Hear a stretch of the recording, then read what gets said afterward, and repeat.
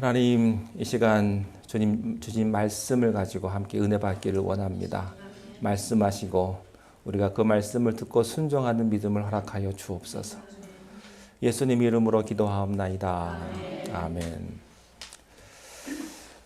자, 오랜만에 이제 사무엘 하루 다시 돌아옵니다. 다 잊어버리셨을지 몰라서 한번 다시 복습을 좀 해야 되는데 복습을 안 해도 여러분들이 다 아시는 줄로 믿고 계속해서 말씀을 나누도록 하겠습니다. 다윗이 아들 압살롬 때문에 예루살렘 성을 쫓겨나서 먼 곳으로 도망을 갔습니다. 도망을 가서 그곳에서 다시 그 군사들과 함께 반란군을 물리치고 다시 회복되어서 이제 예루살렘으로 돌아옵니다. 돌아오는 과정에서 이 다윗이 일 처리를 잘못을 했습니다. 이스라엘 모든 지파는 12지파인데 그 중에 다윗이 속한 유다 지파에게만 전령을 보내서 유다 지파에게만 어떤 약속을 해줍니다. 그것 때문에 다른 11지파가 굉장히 화가 납니다. 우리가 11지파나 되는데 왜 유다 지파만 그렇게 챙기느냐? 유다 지파는 아니다. 우리가 제일 인구수가 많다. 우리가 우선권이 있다. 그러다가 서로 의견 대립이 생겼습니다. 그 틈을 비집고 세바라고 하는 사람이 다시 반역을 일으킵니다. 이 세바는 베냐민 지파 사람입니다. 그 다윗 왕 이전에 사울 왕이 베냐민 지파였기 때문에 사울 왕이 왕위에서 물러난 다음에 죽은 다음에 이제 다윗 왕 유다 지파가 왕위에 대해서 어떻게 보면 베냐민 지파 사람들은 서운한 마음이 있었습니다. 그래서 그때를 비집고 이 세바라는 사람이 많은 사람들을 규합을 해서 그 나라에 다시 반역을 일으키는 사건이 일어나게 됩니다. 유다 지파의 그 아마사라고 하는 사람을 총사령관으로 다윗이 임명을 해서 반란군을 토벌하라고 했는데 이 아마사가 일을 제대로 하지 못합니다. 그래서 다시 요압의 동생인 아비새를 총사령관으로 세워서 토벌군을 이제 조직을 해서 반란군을 쫓아가는 과정이었습니다. 그 과정에서 이전에 그 총사령관이었던 아마사를 요압이 죽이는 그런 모습들까지 우리가 함께 나누었습니다. 어쨌든 그런 과정이 있은 후에 이제 토벌군을 잘 정렬을 해서 반란군을 맹추격을 하게 되었습니다. 오늘 본문 14절 말씀 읽음으로 오늘 말씀 함께 시작하겠습니다. 14절 함께 읽겠습니다. 시작. 세바가 이스라엘 모든 지파 가운데 두루 다녀서 아벨과 벳마아가 베림 온 땅에 이르니 그를 따르더라. 아멘. 반란군이 토벌대를 토벌하는 그런 코스를 좀 잠깐 설명을 드리겠습니다. 지도가 준비되어 있습니까? 지도를 좀 보시면 빨간 줄이 바로 토벌군이 반란군을 찾아서 진격을 해간 그림입니다. 이스라엘이 남쪽과 북쪽 이렇게 길게 되어 있는데요. 다시 한번 설명드리면 오른쪽 위가 갈릴리 바다고 요단강이 계속 흘러서 밑에 사해 바다가 있습니다. 거기 보시면 기브온쯤에서 요압이 아마사를 죽이고 거기서부터 세바가 도망을 합니다. 토벌대는 거의 북쪽 끝에 아벨이라고 하는 성까지 그쪽으로 도망을 가서 거기까지 이제 반란군을 진압하기 위해서 군대를 데리고 이제 추격을 해가는 그런 상황입니다. 4절 말씀에 보면 세바가 온 땅을 두루 다녔다. 이 말은요, 정신없이 온 땅을 도망 다녔다. 그런 말입니다. 그러니까 도망을 가는데 어떤 코스를 정해놓고 도망을 가는 것이 아니고 이제 나를 잡으러 오니까 정신없이 세바와 그의 무리들이 도망을 간 겁니다. 왜 아벨에서 멈췄는가? 왜 아벨에서 거점을 세웠는가? 우리 15절 한번 보시겠습니다. 15절 시작. 이에 그들이 벳마아가 아벨로 가서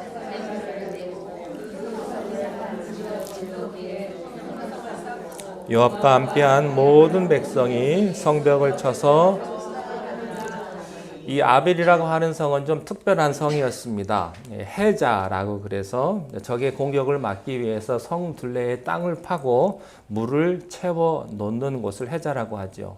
그래서 이 물이 흘러넘쳐 가지고 외부에서부터 함부로 공격할 수 없는 그런 천혜의 요새입니다. 여러분 옛날 영화에 보면 중세시대에 성이 있는데 성 주변에 물이 있고요. 그래서 다리가 내려와야 그곳을 건너갈 수 있는 그런 모습들을 많이 보셨을 것입니다. 그래서 세바가 정신없이 도망을 가다가 그래도 여기서는 당분간 버틸 수 있겠다 싶어서 그 성 안으로 도망을 간 겁니다. 자, 그런데 요압이 누굽니까? 요압은요, 다윗과 함께 평생을 산전수전 다 겪은 그런 장군입니다. 도착하자마자 성을 포위한 뒤에 토성을 쌓고 무너뜨려서 그 성을 함락하고자 했던 것입니다. 이것은 병력이 압도적인 공격군이 병력이 열세인 수비군을 무너뜨릴 때 고대에 흔히 쓰던 그런 방법인데요.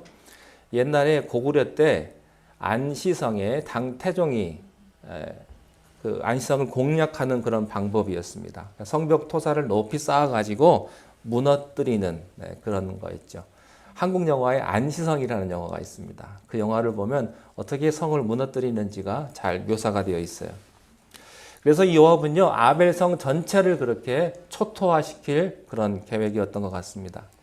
그러니까 그 아벨성 안에 있던 사람들은 정말로 엄청난 위기가 닥친 거예요. 왜냐하면 그들은 지금 세바의 무리들과 함께 있기 때문에 자기들도 잠재적인 반란군으로 오해를 받고 있기 때문에 그렇습니다. 그 사람들은 공포에 부들부들 떨었죠. 그런데 그때 그 성에서 아주 지혜로운 한 명의 여인이 중재자로 나타납니다. 16절 한번 보실까요? 16절 시작.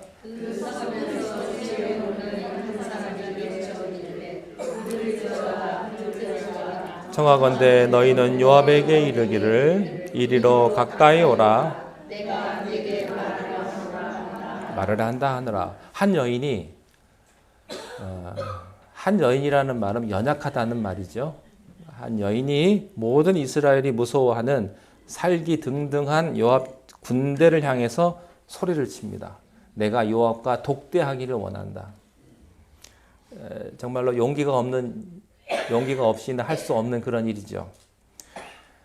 요압이 얼마나 무서운 장군인가는 이스라엘 전체에서 모르는 사람이 없는데 남자들도 겁에 질려가지고 덜덜 떨고 있는데 이 여인은 당당하게 나아가서 용기 있게 요압과 독대하기를 원한다. 이런 이야기를 하고 있습니다. 지금 요압의 한마디면요, 이 여인은요 목숨을 잃을 수도 있는 그런 상황인데 이 여인은 자신의 목숨보다도 성안 사람들 모두의 안전을 위해서 담대하게 요압과의 독대를 청한 것이죠. 그런데 요압이 의외로 이 여인의 요청을 받아줬습니다. 그리고 그 여인이 요압에게 가서 아주 지혜롭게 말을 합니다. 18절과 19절입니다. 시작. 옛사람들이 흔히 말하기를 아벨에게 가서 물을 것이라 하고 그 일을 끝내었나이다. 나는 이스라엘의 황폐하고 충성된 자 중 하나이거늘 당신이 이스라엘 가운데 어머니 같은 성을 멸하고자 하시는도다. 어찌하여 당신이 여호와의 기업을 삼키고자. 이 여인이 요압을 만나가지고 먼저 속담 하나를 인용을 합니다. 우리가 생각하기는 별거 아닌 속담 같은데 이 사람들은 굉장히 이해하기 쉬운 속담이었나 봅니다. 아벨에게 가서 물어라. 그러면 일이 끝날 것이다. 이게 속담이라는 거예요. 이게 무슨 말이냐고 하냐면 무슨 일이든지 힘든 일이 있으면 아벨성에 가서 거기 거하는 사람들에게 조언을 청해라. 그러면 답을 얻을 것이다. 그런 내용입니다. 그 성 안에는 지혜로운 현자들이 많기 때문에 아벨에 가면은 해결책을 찾을 수 있을 것이다 하는 그런 속담입니다. 그래서 아벨은 그런 현자들이 많이 나오는 곳이므로 나를 믿고 맡겨달라 이렇게 이야기를 하면서 상황을 설명을 해줍니다. 나는 이스라엘에 화평되고 충성된 자다. 우리는 반역을 꾀하는 사람들이 아니라 평화를 사랑하고 다윗에게 충성하는 그런 사람들이다. 여기서 이 말이 굉장히 중요해요. 우리는 다윗에게 충성하는 사람이다. 또 이 아벨성은 어머니와 같은, 이스라엘 가운데 어머니 같은 그런 성이다. 아마 보기에 아벨성의 많은 지혜자들이 이스라엘의 많은 지도자들을 아마 가르치고 그들에게 도움을 줬던 모양입니다. 그런데 왜 여기를 멸망시키려고 하느냐? 그러면서 전략적으로 또 명분상으로도 이스라엘에게 있어서 얼마나 큰 의미를 가진 성인지를 설명을 하고 있습니다. 도대체 무슨 이유로 여호와께서 주신 기업을 멸하려고 하십니까? 그렇게 항의를 하는 거예요. 이 여인이 요압에게 나서서 또 지혜롭게 또 조리 있게 말을 하니까 성미 급한 요압이요 할 말이 없어졌어요. 요압이 참 희한한 인물이에요. 어떤 때는 참 감정 조절이 안 돼가지고 하고 싶은 대로 막 하는 그런 잔인한 인물이기도 하면서 또 다윗에게는 충성을 다하는 그런 인물이기도 했습니다. 또 한편으로는 시세 판단을 할 때는요 굉장히 이게 머리가 잘 돌아가가지고 어디에 붙을 것인가, 누구에게 아부를 할 것인가도 굉장히 잘 아는 사람이었어요. 지금 머릿속에 지금 이런 생각을 하는 거예요. 지금 다윗 왕에 있어서 반란군의 수괴를 죽이는 것 이상으로 민심을 규합하는 게 중요하다는 것을 이 요압이 알고 있었습니다. 사실 애당초 이런 반란이 생긴 것도요, 나머지 10지파들의 민심을 잘 잡지 못했기 때문에 이런 일이 일어난 것이죠. 자, 그런데 진짜 이 여인의 말을 듣고 나서 보니까 이스라엘 사람들이 존경하는 아벨성을 전멸시켜 버린다면 이스라엘 전체의 민심이 어려워질 것이다. 또 그것으로 인해서 다윗의 왕권이 계속 지탱되기가 어렵겠다라고 하는 그런 생각을 한 것입니다. 그래서 요압은 지금까지는 수단 방법 안 가리고 반란을 진압할 것만 생각을 하고 있다가 이 여인의 말을 듣고 큰 그림을 보게 됩니다. 정신이 번쩍 들었습니다. 여러분, 하나님께서는 때로는 지혜자의 말을 통해서 우리들에게 큰 그림을 보게 하십니다.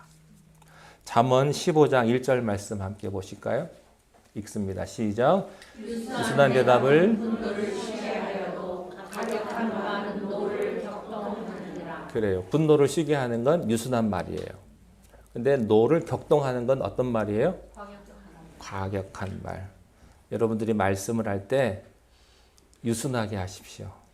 제가 늘 그러잖아요. 말보다 뭐가 중요하다? 말투가 중요하다. 같은 말을 해도요, 부드럽게 하는 말과 또 과격하게 하는 말은요, 듣는 사람에게 있어서 정반대의 반응을 나오게 하는 거예요. 이 여인의 지혜로운 대답이 요압의 분노를 가라앉혔고요, 또 그로 하여금 이성을 되찾게 한 것입니다. 자, 본문으로 돌아가서 20절, 21절 말씀 함께 읽겠습니다. 시작. 요압이 대답하여 이르되 결단코 그렇지 아니하다. 결단코 그렇지 아니하다. 삼키거나 멸하거나 하려 함이 아니니 그 일이 그러한 것이 아니니라. 에브라임 산지 사람 비그리의 아들 그의 이름을 세바라 하는 자가 손을 들어 왕 대적하였나니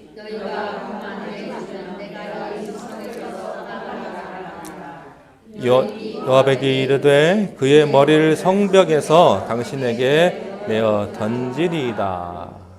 요압이 오히려 당황했습니다.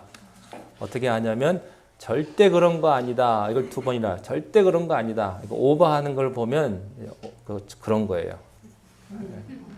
아니면 아무 소리 안 하면 되는데 괜히 흥분하는 사람 있죠. 말 한마디 했는데 별것도 아닌데 자기에게 뭔가가 있는 거예요. 그러니까 거기 오버하는 거죠. 요압이 그랬습니다. 그래서 좀 눈치챈 것 같으니까 오버해서 절대 그런 거 아니다 이렇게 이야기를 합니다. 그러고 말합니다. 우리는 아벨성 전체를 멸하려는 의도가 없다. 반역자 한 사람만 처벌하면 된다. 그러니까요, 이 여인이 긴 말하지 않고 그럼 그렇게 하겠다. 세바의 머리를 줄 테니까 그것으로 끝내자. 요압이 이 여인의 말에 압도돼 가지고 그러면 기다리겠다. 그러고서는 뒤로 물러났습니다. 자, 마지막 22절입니다. 22절 시작. 이에 여인이 그의 지혜를 가지고 그들이 비그리의 아들 세바의 머리를 베어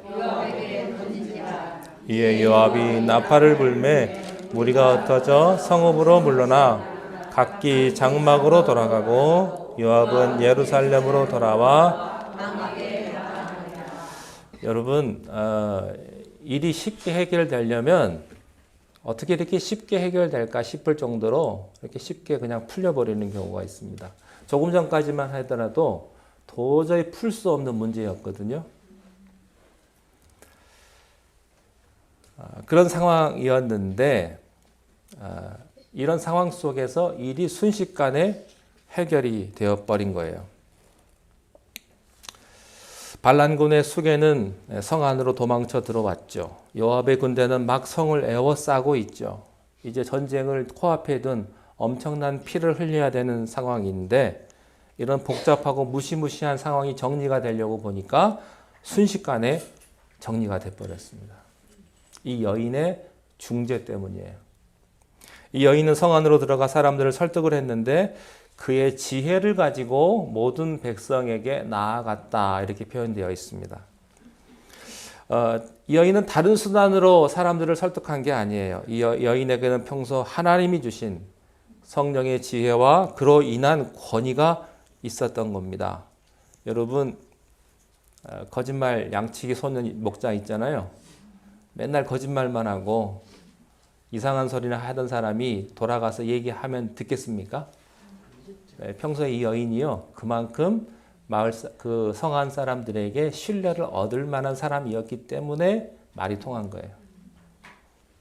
여러분들 말 누구 안 믿어요? 그러면 내가 죽어도 누구 맹세한다고 그래도 안 믿어요. 이미 여러분의 모습을 다 보여줬기 때문에 판단은 이미 끝난 거예요. 이 여인은 평소에 그런 신뢰받을 만한 여인이었고 하나님의 은혜 가운데 지혜로운 여인으로 사람들이 다 알고 있었기 때문에 이 여인의 중재가 통한 것이었습니다. 아마 이 여인은 사람들에게 이렇게 말했을 거예요. 우리는 다윗 왕에게 충성하는 이스라엘의 지혜자와 같은 백성들이다. 그런데 반역자 세바가 죄 없는 우리를 방패막이를 삼으려고 하는데 우리는 그렇게 이용당해서는 안 된다. 지금 왕의 군대가 원하는 것은 저 세바 반역자 한 사람의 목숨뿐이다. 우리를 이용하려고 하는 저 한 사람 반역자만 내어주면 일이 끝날 것이다.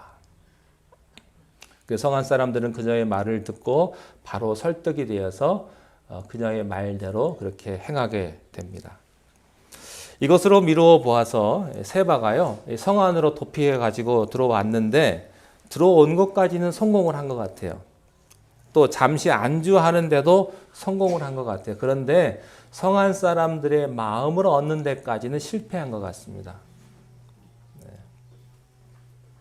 그 성한 사람들은 조금 그에게 미혹되었다가 이 여인의 지혜로운 말을 듣고 사태 분별을 딱 한 거죠.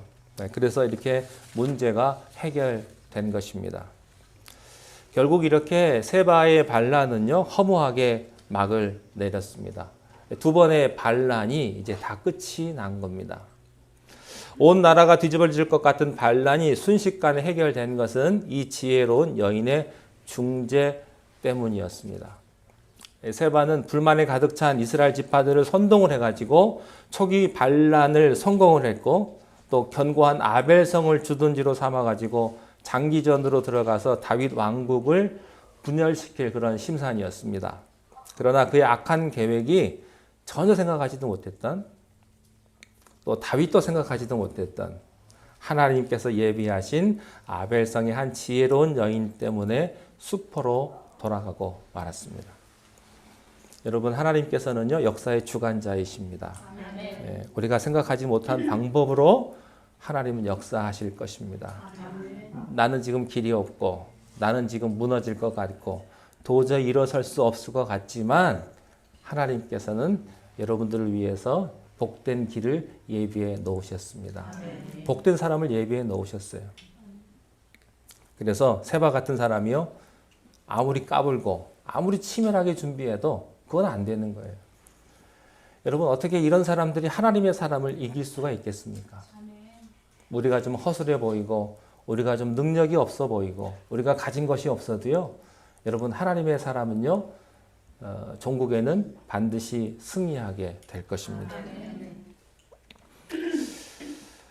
요압은 이 여인으로 인해서 피 한 방울 흘리지 않고 빠르게 반란을 진압하고 민심까지 얻었고요. 다윗 왕국의 안정을 누릴 수가 있었습니다.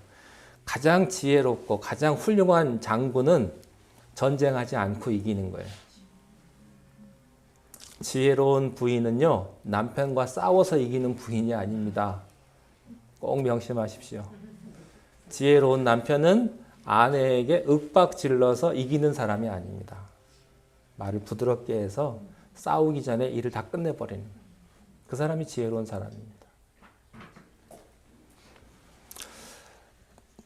요압의 입장, 다윗의 입장, 이 아벨성 사람들의 입장은요, 멸망에서 구원받을 수 있게 된 것이죠.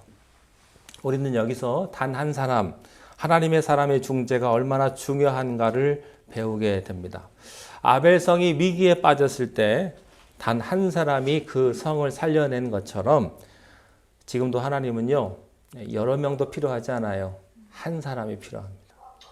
어쩌면 단 한 사람, 하나님의 충성된 단 한 사람을 세우셔서 주님의 교회, 또 여러분의 가정을 살리시게 될 겁니다. 그 사람은 화평케 하는 자일 것이고 하나님의 지혜로 무장한 사람일 것입니다. 이런 사람들이요, 늘 서서 교회를 위기로부터 지켜내는 사람이에요. 예레미야 5장 1절을 한번 볼까요? 함께 읽겠습니다. 시작. 너희는 예루살렘 거리로 빨리 다니며 그 넓은 거리에서 찾아보고 알라. 한 사람이라도 찾으면 내가 이 상황을 용서. 두 사람도 아닙니다. 한 사람이 필요합니다. 우리 교회에 단 한 사람, 정말로 하나님 앞에 바로 선 사람, 여러분 가정에 단 한 사람, 한 사람만 하나님 앞에 서 있으면 하나님은 반드시 여러분의 가정을 축복하게 될 것입니다. 죽음을 각오하고 용기와 지혜로 아벨성을 구원한 이 여인에게서 우리는 우리를 위해서 십자가에 돌아가신 한 사람, 예수 그리스도의 모습을 봅니다. 이 성의 이름이 아벨입니다. 아벨이 누굽니까? 인류 사상 첫 번째 흘려진 무고한 피, 아벨이에요. 아벨. 무죄한 피, 아벨. 예수님은 아벨 속에서도 상징되어 계셨어요. 아무 죄 없으신 예수님의 무죄한 피로 우리를 살려내셨듯이 한 사람, 여인의 중재로 아벨성에 살아났어요. 여러분, 예수님의 중재로 우리가 하나님과 화목하게 되었습니다. 우리가 죽음에서 구원을 받게 된 것이죠. 자, 그런데 또 하나 생각할 것은 뭐냐면 요압이 이끄는 군대나 이 아벨성 사람들은요, 사실은 서로 원수가 아니죠. 같은 이스라엘 사람들이죠. 그런데 왜 서로 창칼을 겨누게 됐을까요? 같은 이스라엘 사람들인데, 같은 형제요, 같은 자매요, 같은 가족인데 왜 서로 이렇게 창칼을 겨누게 됐을까요? 교회는 어떻습니까? 교회도 그런 일이 가끔 있어요. 교회 안에도 우리가 다 하나님의 자녀요, 형제, 자매인데 서로 눈에 보이지 않는 창칼을 겨누고 시기하고 질투하고 미워하고. 왜 그래요? 한 형제인데. 여러분, 자녀를 둘 이상 두신 분들은요, 자녀들끼리 싸우면 어떨 것 같아요? 기쁘지 않을 거예요. 기쁘지 않을 거예요. 그럴 일이 아닌데 원수는 바로 가라지 같은 세바 때문입니다. 세바로 인해 생긴 이 갈등은 세바를 제거하면 끝날 일이에요. 그러니까 다윗의 군대와 이 아벨성 사람들은요, 서로 다툴, 싸움을, 전쟁할 필요가 하나도 없습니다. 그들을 원수로 만들었던 세바를 물리쳐야 되는 거예요. 불필요한 전쟁으로 서로가 피 흘릴 필요가 하나도 없다는 거예요.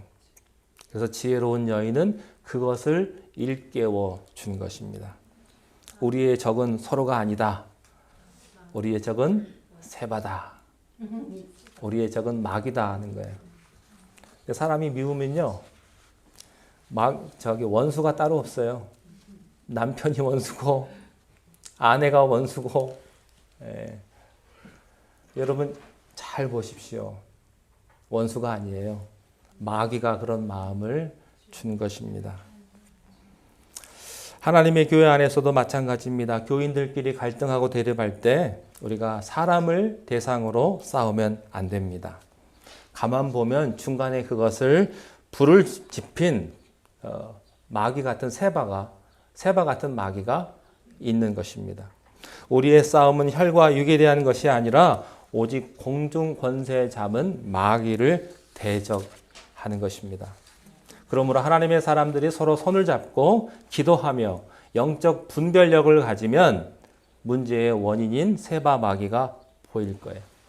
여러분의 교회나 여러분의 가정이 힘들어지고 어려워질 때 여러분 서로 삿대질하고 책임 전가해봤자 무슨 소용이 있겠어요? 여러분의 집에서 누가 접시를 하나 깼어요. 도대체 누가 깼어? 왜 나한테 기분 나쁜 일 있어? 나한테 왜 그래? 왜 시끄럽게? 그러고서는 이제 책임 전가하고 왜 그러냐 따져봤자 아무 소용이 없는 거예요. 불필요한 것을 하는 거예요. 그러고 싸워요. 누구만 좋아요? 좋은 사람 아무도 없어요. 좋은 사람 아무도 없어요. 내가 싸우면 내가 좋을 것 같아요? 여러분이 이기면 여러분 좋으세요? 그렇지 않아요. 이겨도 저도 다 소모되는 거예요. 소모되는 거. 세상에서 제일 힘든 싸움이 부부싸움 아닙니까? 그래서 그것은 마귀가 원하는 거예요. 여러분, 그러나 여러분 그 미움을 주는 마귀를 여러분이 찾아내고 그러면 여러분의 가정이 살아나고 교회가 살아날 것입니다. 이것을 위해서 중재자의 용기가 필요합니다. 이 여인은요, 목숨을 걸고 중보한 거예요. 우리가 중재자가 되려면 목숨을 걸어야 합니다. 가정이나 교회가 위기에 있을 때 우리가 팔짱 끼고 수수방관해서 되겠습니까? 내가 욕먹을 각오하고 내가 공격당할 마음을 먹고 기도하는 마음으로 나서서 우리가 화목하게 되도록 우리가 힘써야 될 줄로 믿습니다. 교회의 아픔을, 가정의 아픔을 자기의 아픔으로 받아들이고 애통한 마음으로 기도하며 중보하는 자가 그곳을 살리는 하나님의 사람이 될 것입니다. 이 여인은요, 지혜로운 말로 요압의 잘못을 드러내면서 동시에 요압을 설득을 했어요. 중재자에게는 하나님의 말씀의 검을 주십니다. 지혜로운 말씀을 통해서 교회를 세우고 보호하십니다. 그래서 이 말씀이 드러나면요, 마귀가 드러나고 세바가 드러나는 거예요. 세바는 반대로 거짓된 말로 처음에는 아벨성 사람들을 미혹시켰을 것입니다. 그래서 아벨성을 반란 세력의 중심지로 삼으려고 했지만 그러나 이 여인의 지혜로운 말로 인해서 사람들이 정신을 차리게 된 것이죠. 여러분, 우리가요, 세바의 말을 너무 많이 들으면 안 돼요. 우리가 세상 소리를 너무 많이 들으면 안 돼요. 하나님 말씀은 하루에 10분도 안 들으면서 유튜브는 하루에 2-3시간 듣고 있으면 여러분이 영적으로 별로 좋지가 않아요. 영적으로. 너무 세상 거에 민감하지 마세요. 물론 우리가 그것을 놓치고 살 수는 없겠죠. 그걸 다 듣고 뉴스도 듣고 해야 되겠지만 너무 거기에만 몰입되어 있으면요, 우리의 믿음에 별로 도움이 안 됩니다. 세상적인 것들이. 그런 것들은 조금 줄이시고 하나님 말씀으로 조금 더 가까이 갈 수 있게 되시기를 바랍니다. 그러면 악한 말들이 들어와도요, 이게 내가 잘 걸을 수 있는 그런 능력이 내 안에서 일어나게 된다고 하는 그런 사실입니다. 여러분이 이 지혜로운 여인 같은 그런 사람이 되시기를 바랍니다. 여러분 한 사람으로 인해서 여러분의 가정이 화목되고 교회가 화목되고 그런 놀라운 축복, 이것이 바로 선한 능력입니다. 이런 선한 능력을 여러분 다 소유할 수 있게 되시기를 주님의 이름으로 축원합니다. 기도하겠습니다. 하나님, 날마다 우리와 함께 하시며 주의 말씀으로 우리를 새롭게 하게 하시고 우리가 지혜로운 여인과 같이 용기 있고 또 지혜로운 말을 통하여서 중재할 수 있는 참된 화목자가 되게 하여 주시옵소서. 예수님의 이름으로 기도하옵나이다. 아멘. 우리 함께 찬양